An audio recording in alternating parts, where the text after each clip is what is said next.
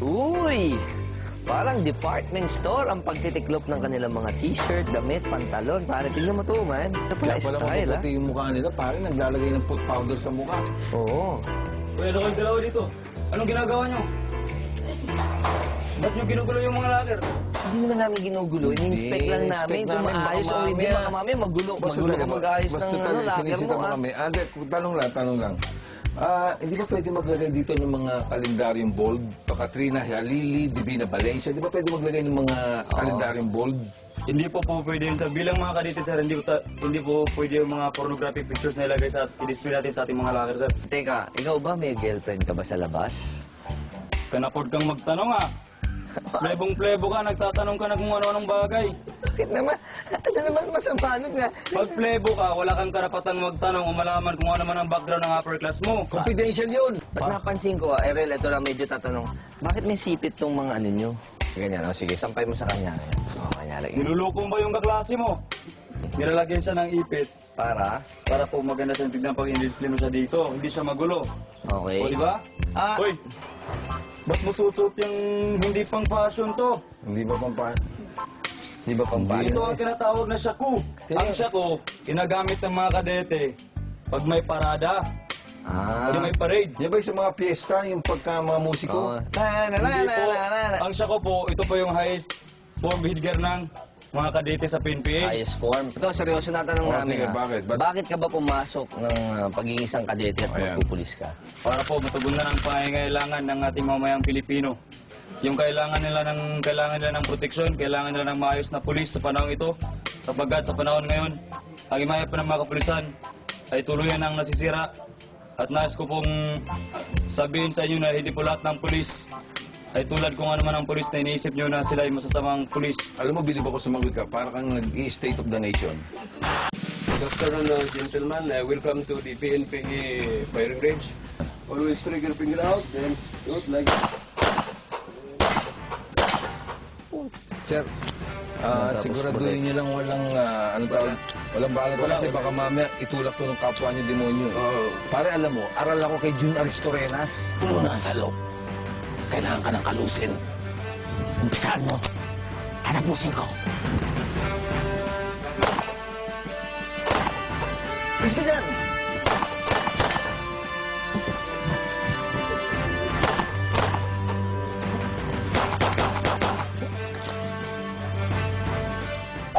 Sir, nga pala, kayo nagtuturo. Graduate po ba kayo ng PNPA? hindi sir. Actually, recruit ako ng sub-sir, then nag-serve ako doon sa sub-sir, then bago ako na-assign. So, ibig sabihin, sir, itong mga tinuturuan yung mga kadete natin, pwede pang mas tumaas ng rango sa inyo pagka-graduate nila? Oo sir. Automatic, pag graduate nila dito sir, magiging inspector na sila.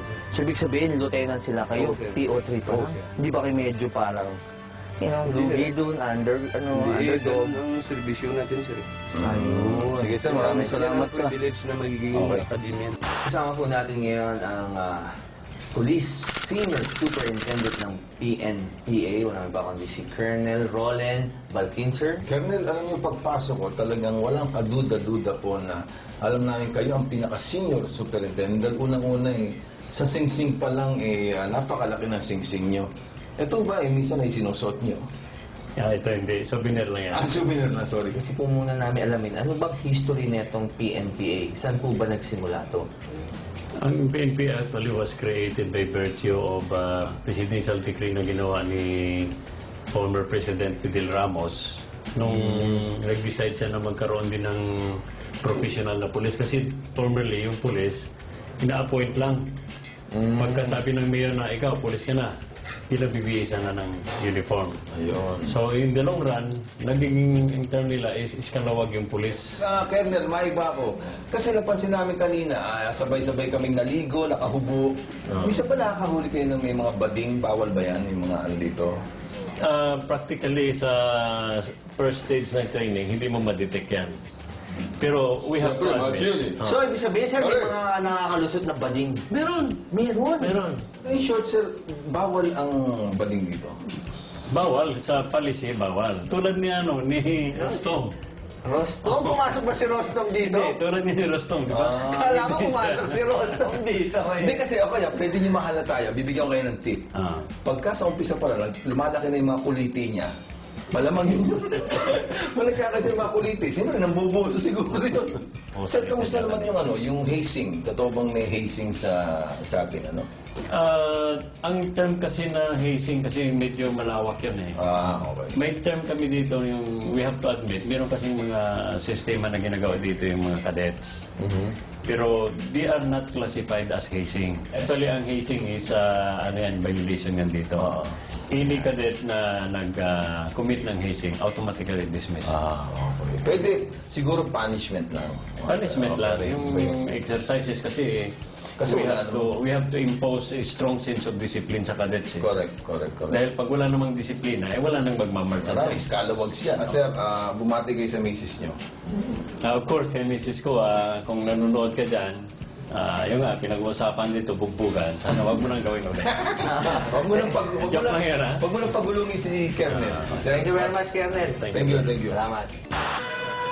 Pare, parang may ililibing sa hukay. Parang may unti-unting binababang Na-practice ko na nga paano ka ilibing. mahipa ka ng hangin yan. Pero alam mo pare, sa totoo lang, hindi ko yata kayang tapusin tong pagpupulis. Hindi ko kaya maging pulis, pare. Asa ka pa? Tatapusin? Pare, unang araw natin ngayon, no? Ayoko na! Eh kasi naman pare, na-intriga lang ako. More than 20,000 na kabataan, gustong-gustong pumasok dito at maging pulis. Eh bakit naman hindi, pare? Isipin mo, natututo na sila.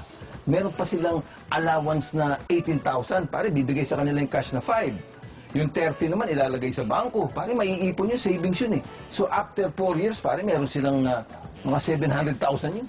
Pare, isipin mo, laki nun. Pare, alam mo ba? Sa mga in-interview kong mga kadete, na mga talagang nakita ko sa kanila mga tirik na mata na ganyan, Nakita mo, ah? parang hindi pera-pera usapan doon. Pare, idealism yun. Yung ganyan, no? Pare, kasi nakita ko sa mga mata nila talagang to serve, to protect, with honor. Talagang okay itong PNPA dahil at least ngayon, napo-professionalize na talaga yung kapulisan natin, di ba? Tsaka, alam mo, hindi lang naman sila may obligasyon sa atin, eh. Tayo rin, as a Filipino citizen, meron tayong duty not to lead them and to tempt them into corruption. Pare, ha? We are talking intelligently, ha? Mga kaibigan, alam nyo, matatalino naman kami. Medyo hindi na halata. Kaya nga sana, mga kapatid, ma-instill sa mga puso nyo yung motto ng PNPA na to learn today, to live tomorrow. And to live another day. Pare, survival. Ay, medyo nagkakasundo yata Medyo tayo gumagana yung yung tinatawag na, parang yung tawag yan sa part ng brain. Kokote. Ayan, yun lang yun. Dahil dito po sa Totoo TV, kahit po kailan, hindi po namin kailangan ng script. This has been your host, I'm Maverick Only. At syempre, hindi po namin kailangan ng permit. This is Ariel with a capital A. At kami lang po ang sandigan ng tawang katotohanan lamang dito lang sa Totoo TV! Uy, Indro! Ang iingay nyo! Hindi pa kayo naka-proper sleeping uniform! Sir, mawalang galang na, no? Gising ba kayo? Tantanan niyo naman kami! Relax na relax ka pang magtarong duty! Lights off! Turun-turun kayo! Turun! Totoo ba kayo mga kernel ay takot sa asawa? Minsan. Ina-under ba kayo? Okay lang ba sa inyo? Hindi, kasi ang tulad ngayon, meron tayong tinatawag na BAUSI, di ba? Yung Violence Against Women and Children. Yun. Kaya pag kunting mo lang sa Misis mo. asawa mo, sasabihin ka, baka gusto mo ma-RA 9260. So, kano kernel, nakatikim na kayong matulog sa bangketa o sa doghouse? Kami kunya, nag-aaway kayo. Siyempre, outside di ko lang buyan. Hindi naman sa bangkita. Siguro mga sa Sa sopa lang. labas ng bahay, sa sasakyan. Hindi ba kayo napulmon yan nun?